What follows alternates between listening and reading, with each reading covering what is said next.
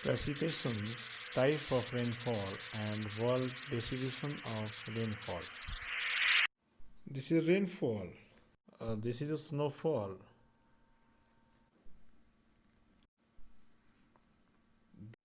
Dear students, good morning all of you. आज का हमारा जो टॉपिक है water in the atmosphere, precipitations, types of rainfall and world distribution of rainfall, ये हमारा आज का जो है वो टॉपिक है। तो हम सबसे पहले देखते हैं कि वर्षण क्या होता है, प्रेसिपिटेशन क्या है, इसके बारे में आज हम जो अध्ययन करेंगे। इससे पहले आपने जो है संघन के रूपों के बारे में अध्ययन किया। आज का हमारा जो टॉपिक है वो वर्षण है। तो वर्षण क्या होता है?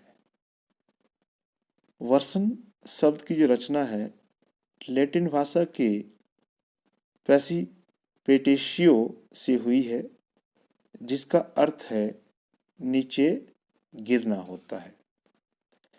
मौसम विज्ञान की भाषा में इसका अर्थ है संघनित अथवा हिमशीतित जलवाष्प जो भूमि पर गिरती है। इसमें केवल वर्षा अथवा हिम ही शामिल नहीं है, बल्कि जल के अन्य रूप जैसे ओला तथा कुहारा आदि भी इसमें जो शामिल है। अब इसमें जब ऊपर उठती हुई गर्म एवं आर्द्र वायु जो है संतृप्त होती है तथा उष्मांक की प्राप्ति के बाद सघन होने पर वायुमंडलीय जलवाष्प के या तो तलरूप, ओस, जलवर्षा या ठोस रूप हिमपात के नीचे गिरने को ही हम जो है वो वर्षण कहते हैं। अब जो वर्षण है के रूप विभिन्न दिशाओं पर निर्भर करता है। जो प्रेसिपिटेशन होता है, जो वर्षण होता है, वो जो है निम्न दिशाओं के ऊपर निर्भर करता है। नंबर 1 पहला आ जाता है हमारे पास जो है तापमान, जिस पर संघन होता है। दूसरा आता है जल की बूंदों की हवा से गुजरते समय वायुमंडल की दशा। तीसरा आ जाता है मेघों के प्रकार तथा इनकी धरातल से ऊंचाई। और चौथा आ जाता है इस घटना को उत्पन्न करने वाली प्रक्रिया आ जाता है। तो हम देखते हैं जो प्रेसिपिटेशंस है, वर्षण के जो रूप हैं वो कौन कौन से हैं। हम बोलेंगे कि भूतल पर अर्थात पृथ्वी पर आने वाले जो वृष्टि होती है वो 4 प्रकार की होती है, जो वायुमंडल से हमारे को प्राप्त होती है। पहला आ जाता है हमारे पास जो है रेनफॉल, स्नोफॉल और उसके बाद हमारे पास आ जाता है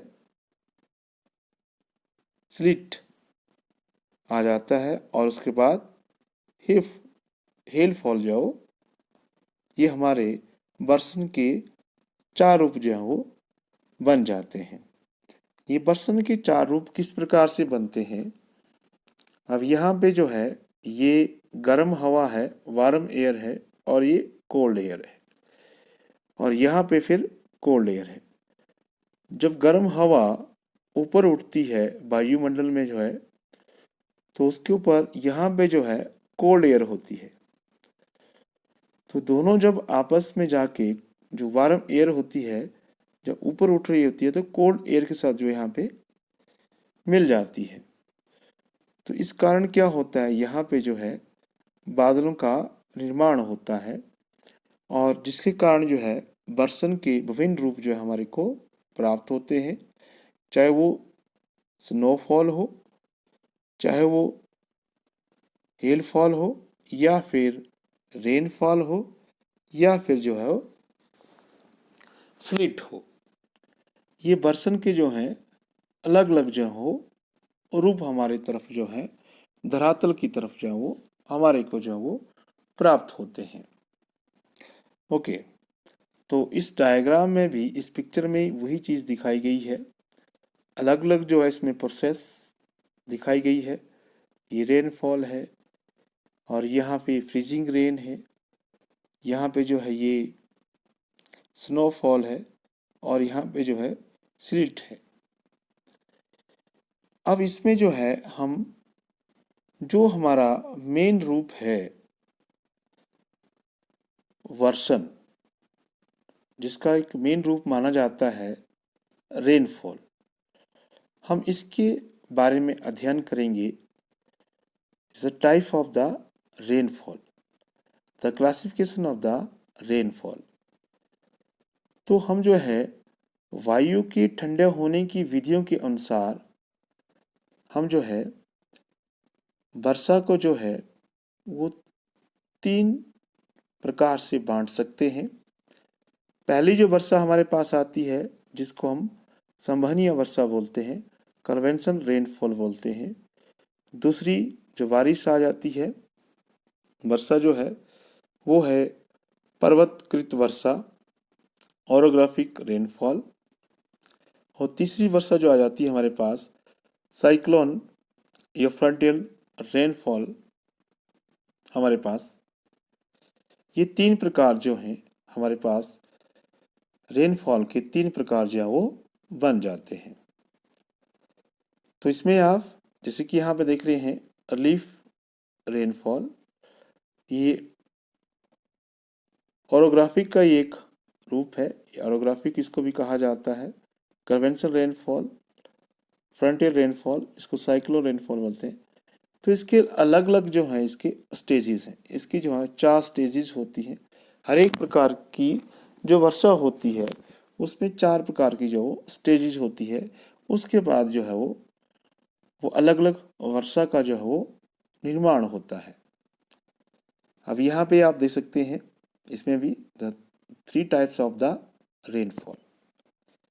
ओके, पहला हमारे पास है ये रिलीफ रेनफॉल, जिसको ओरोग्राफिक रेनफॉल भी बोलते हैं, फ्रंटियर रेनफॉल है और कन्वेंशनल रेनफॉल है।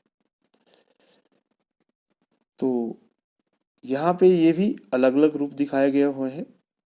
इसमें आप देख सकते हैं कि इनमें भी ये साइक्लोन रेनफॉल है, ये पर्वतीय वर्षा है और ये संवहनीय वर्षा है। तो आइए हम जो है सबसे पहले संवहनीय वर्षा के बारे में, जो कन्वेंशनल रेनफॉल है, इसके बारे में विस्तृत जानकारी जो वो प्राप्त करते हैं। तो इसमें हम देखते हैं संवहनीय वर्षा जब धरातल बहुत गर्म हो जाता है तो उसके साथ लगने वाली जो वायु है, जो लगने वाली जो वायु है बहुत ज़्यादा गर्म हो जाती है। ठीक है, वायु गर्म होकर फैलती है और हल्की हो जाती है और यह हल्की वायु ऊपर उठने लगती है और संवहनीय धाराओं का निर्माण होता है। ऊपर जाकर यह वायु ठंडी हो जाती है और इसमें मौजूद जलवाष्प संघन होने लगता है और संघन से कपासी बादल बनना जो है वो शुरू हो जाते हैं। इस डायग्राम में आप देख सकते हैं ये कपासी बादल जो यहाँ पे बनना शुरू हो जाते हैं और जिससे क्या होता है घनघोर जो है वो वर्षा होती है और इसी को ही हम क्या बोलेंगे संवहनीय वर्षा के रूप में जो वो हम जो वो जानते हैं। और संवहनीय वर्षा अधिकतर जो है कहाँ पे होती है? अब इसमें हम देखें संवहनीय वर्षा जो है सबसे अधिक कहाँ पे होती है। जो कन्वेंशनल रेनफॉल है हमारे जो मध्य रेखीय प्रदेश है, जो इक्वेटर लाइंस वाले एरिया हैं, इस एरिया में जो है नियमित रूप से जो है प्रतिदिन जो है दोपहर के बाद बारिश होती है और यहाँ बादलों की गर्ज तथा बिजली की चमक के साथ मूसलाधार जो है वो इस एरिया में जो है वो बारिश होती है, परंतु यह अधिक समय तक नहीं होती। सूर्य अस्त होने के बाद जो है ये रुक जाती है। यही एरिया है। अब इस एरिया में इक्वेटर लाइन में जो है जो सूर्य की किरणें होती हैं हमेशा जो है वो सीधी रहती है, जिसके कारण जो है पूरे साल यहाँ पे जो है वो कन्वेंशनल रेनफॉल जो है वो होती है और हर दिन नियमित रूप से यहाँ पे जो है बारिश जो है यहाँ पे देखने को मिलती है। इसके बाद हमारे पास अगला जो वर्षा का रूप आ जाता है वो है पर्वतकृत वर्षा। अब जिसको हम जो है ऑरोग्राफिक रेनफॉल भी बोलते हैं। जब जलवाष्प से लदी हुई गर्म वायु को किसी पर्वत या पठार की ढलान, यहाँ देखें ये पर्वत की ढलान है और यहाँ पे जो है ये गर्म जो है वो समुद्री भाग है और इवेपोरेशन यहाँ पे हो रहा है और राइजिंग जो वार्म है मोस्ट जो इसमें जो है काफ़ी जो है नमी वाली होती है इस एरिया में और एक तरह की ये प्रिवलिंग विंड्स होती हैं और जाके जो है यहाँ पे जो है वो इस एरिया में जब ऊपर की तरफ वो बढ़ना शुरू करती है तो वायु ठंडी हो जाती है। यहाँ पे आकर वायु जो है क्या हो जाएगी, ठंडी हो जाती है और ठंडी होने पर ये संतृप्त हो जाती है और जिसके कारण क्या होता है यहाँ पे जल वाष्प जो वो संघन होने लगता है और इससे यहाँ पे बारिश होना शुरू हो जाती है। इसी को हम क्या बोलते हैं, पर्वतकृत वर्षा या ऑरोग्राफिक रेनफॉल के नाम से भी जानते हैं। और यहाँ पे वर्षा उन क्षेत्रों में बहुत भारी होती है जहाँ पे जो है पर्वत श्रेणी जो है समुद्र के तट के निकट तथा उसके समानांतर हो। ठीक है, तो इस प्रकार का एग्जाम्पल अगर देखना है तो हमारे जो पश्चिमी तटीय क्षेत्र है, भारत का जो पश्चिमी तटीय क्षेत्र अर्थात जो पश्चिमी घाट वाला एरिया है वहाँ पे इस प्रकार की बारिश जो वो देखने को मिलती है। ओके, अब ऊंचाई के साथ, जैसे अब ये ऊंचाई के साथ जो है साथ साथ जो है वर्षा जो है की मात्रा जो है वो बढ़ती जाती है। पर इस प्रकार पर्वत का जो ढाल है वो पवन के समान होता है। यहाँ पे खूब बारिश होती है, इस भाग में खूब बारिश हो रही है तो इसको हम बोलेंगे पवना विमुख ढाल बोलेंगे, विंडवार्ड स्लोप बोलेंगे इस एरिया को जो है। परंतु जैसे पवन जो है पर्वत की दूसरी ढाल की तरफ, यहाँ पर्वत की दूसरी ढाल की तरफ जो है वो उतरना शुरू होती है तो यहाँ पे जो है जो गर्म तथा ये वायु यहाँ पे दोबारा से गर्म और शुष्क होने लगती है तो यहाँ पे वर्षा की मात्रा कम होना शुरू हो जाती है। तो ये जो एरिया यहाँ पे जो है ये रेन शैडो एरिया जो है वो बन जाता है, जिसको हम जो है पवन विमुख ढाल अथवा वृष्टि छाया क्षेत्र के नाम से जानते हैं। अब जैसे कि हमारे इंडिया में देखें तो महाबलेश्वर तथा पुणे के एक दूसरे के थोड़ी सी दूरी पर स्थित हैं, परंतु जो महाबलेश्वर जो है वहाँ पे जो है वहाँ 600 सेंटीमीटर बारिश से अधिक वर्षा होती है, जबकि पुणे में जो है जो महाराष्ट्र में है वहाँ पे जो है 70 सेंटीमीटर वर्षा होती है। इसका कारण ये है कि जो महाबलेश्वर एरिया है पवनों के विमुख ढाल पे इस एरिया पे है तथा पुणे जो है पवनों के ठीक विमुख ढाल पे है। तो यहाँ पे जो है वो उस एरिया में जो है वृष्टि छाया वाला क्षेत्र जो है वो बन जाता है। इसके कारण इस एरिया को जो है रेन शैडो जो एरिया कहते हैं। तो ये पर्वतकृत वर्षा इस प्रकार से जो है वो होती है। उसके बाद यहाँ पे फिर देखें वही चीज यहाँ पे दिखाई गई है। इस भाग में आप देखें यहाँ पे जो मॉइस्चर जो एयर है वो ऊपर की तरफ बढ़ रही है और इस भाग में जो है जो प्रेसिपिटेशंस है वो यहाँ पे हो रहा है और यहाँ पे जाके जो है जो वाटर वेपर जो है वो संघन हो रहे हैं और इस एरिया में जो है ये शैडो जोन एरिया जो है वो बना हुआ है। अब इसमें भी वही चीज़ दिखाई गई है। यहाँ भी आप देखें, यहाँ पे रेनफॉल ज़्यादा है परंतु इस एरिया में रेनफॉल नहीं हो रही है। ये शैडो जोन एरिया है और ये जो है आपका जो एरिया है, ये वाला एरिया जो है वो है विंडवार्ड स्लोप वाला एरिया है। अब अगली जो वर्षा आती है, तीसरा प्रकार जो हमारे पास आ जाता है वो है चक्रवाती या बतागरी वर्षा, साइक्लोन या फ्रंटल जो है रेनफॉल आ जाता है। तो चक्रवाती या चक्रवातों के द्वारा होने वाली वर्षा को हम चक्रवाती अथवा बतागरी वर्षा कहते हैं। शीतोष्ण कटिबंधीय चक्रवातों में उष्ण एवं आर्द्र वायु राशि हल्की होने के कारण शीतल एवं शुष्क वायु के ऊपर जो वो की ओर बढ़ जाती है और इससे गर्म पवन में मौजूद जो है जलवाष्प का संघन हो जाता है तो वर्षा होना शुरू हो जाती है। इस प्रकार की वर्षा को हम जो है शीतोष्ण कटिबंधीय चक्रवातों के क्षेत्रों में होती है और शीत ऋतु में उत्तरी पश्चिमी भारत में भी वर्षा जो है चक्रवातों को के माध्यम के द्वारा ही होती है, जिसको हम जो है पश्चिमी विक्षोभों के नाम से भी जानते हैं।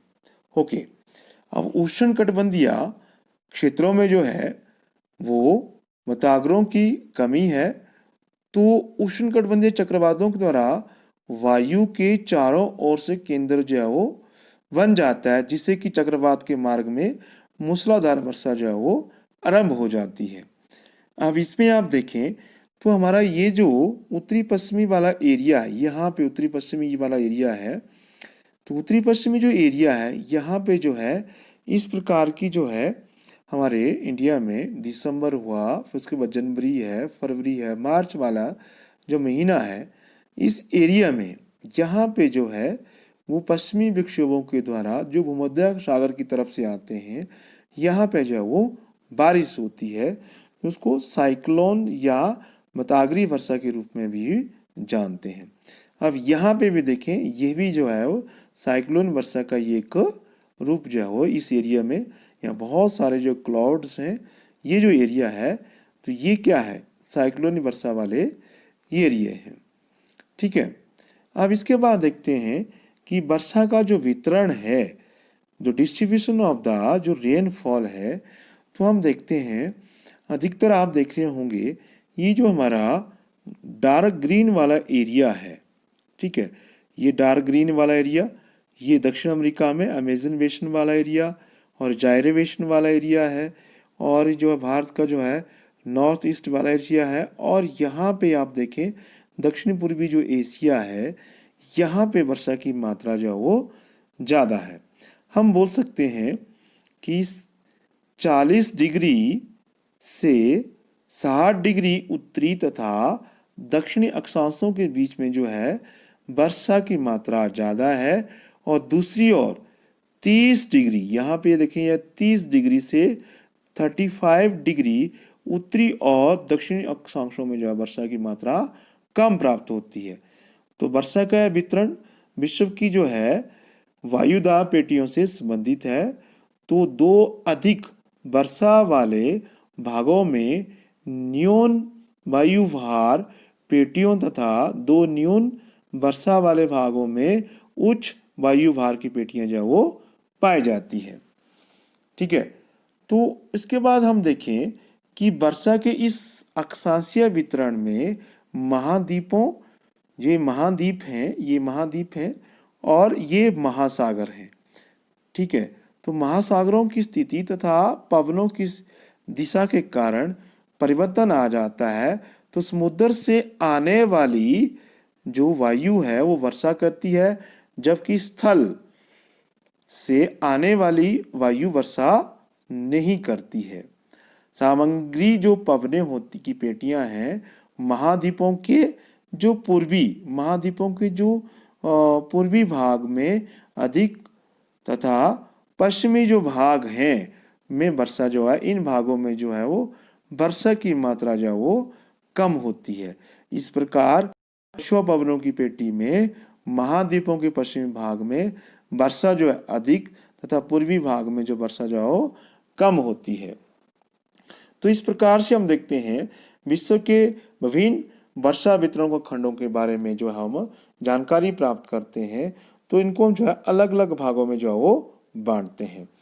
तो इसमें हम देखें, पहला जो खंड हमारे पास आ जाता है वो है 200 सेंटीमीटर से अधिक वर्षा वाले क्षेत्र। इस वर्ग में जो है जो भूमध्य रेखीय क्षेत्र है, यह भूमध्य रेखीय कटिबंधीय क्षेत्र है, शीतोष्ण कटिबंधीय क्षेत्र है, या फिर पश्चिमी तटों में स्थित जो पवन विमुख ढाले हैं, मानसूनी प्रदेश तटीय क्षेत्र है, वो शामिल है जहां पे वर्षा की मात्रा 200 सेंटीमीटर से अधिक होती है। उसके बाद दूसरा आ जाता है 100 सेंटीमीटर से लेकर 200 सेंटीमीटर वर्षा वाले जो एरिया हैं। तो यहाँ पे जो है वर्षा की मात्रा जो है वो 100 से 2 सेंटीमीटर रहती है। तो इस वाले एरिया हैं जो खासकर जो है इस वर्ग में भारी वर्षा वाले क्षेत्रों में निकटवर्ती प्रदेश तथा उष्ण कटिबंधीय तटीय प्रदेश जो है उसमें शामिल आते हैं। उसके बाद तीसरा जो हमारे पास खंड आ जाता है वो आ जाता है 50 सेंटीमीटर से लेकर 100 सेंटीमीटर वर्षा वाले प्रदेश। उष्णकटिबंधीय क्षेत्रों के भीतरी जो भाग होते हैं, जो आंतरिक भाग हैं, और शीतोष्णीय क्षेत्रों के पूर्वी और आंतरिक भागों में 50 से लेकर 100 सेंटीमीटर वर्षा होती है। उसके बाद 25 सेंटीमीटर से लेकर 50 सेंटीमीटर वाले जो एरिया हैं वो है पर्वत श्रेणियों के वृष्टि छाया वाले जो क्षेत्र हैं, महाद्वीपों के आंतरिक और उच्च अक्षांशीय जो प्रदेश हैं, वहाँ पे जो है इस प्रकार की बारिश जो है वो होती है। उसके बाद पांचवी जो बारिश आ जाती है, जो पांचवा जो हमारा जो खंड आ जाता है बारिश का, वो है 25 सेंटीमीटर से कम वाले प्रदेश। इस वर्ग में अधिकतर जो है वो अधिकतर हमारे जो उष्ण और शीतोष्ण जो है वो मरुस्थल आ जाते हैं। जैसे कि आप जो है यहाँ पे देख सकते हैं, उष्ण मरुस्थल हमारा जैसे कि सारा का मरुस्थल है, अरवियन मरुस्थल है, थार मरुस्थल है, गोबी मरुस्थल है, और उसके बाद शीत मरुस्थल वाला एरिया जाता है। तो यहाँ पे वर्षा की मात्रा जो होती है वो लगभग जो है इस एरिया में जो है जो आपको येलोस वाला पोर्शन दिख रहा है, तो वहाँ पे 25 सेंटीमीटर से भी कम जो है वो बारिश जो है इस एरिया में जो है वो होती है। तो डियर स्टूडेंट, ये आज हमारा टॉपिक था। आई होप आपने इस टॉपिक को जो है अच्छी तरह से जाना होगा। Thank you, have a nice day.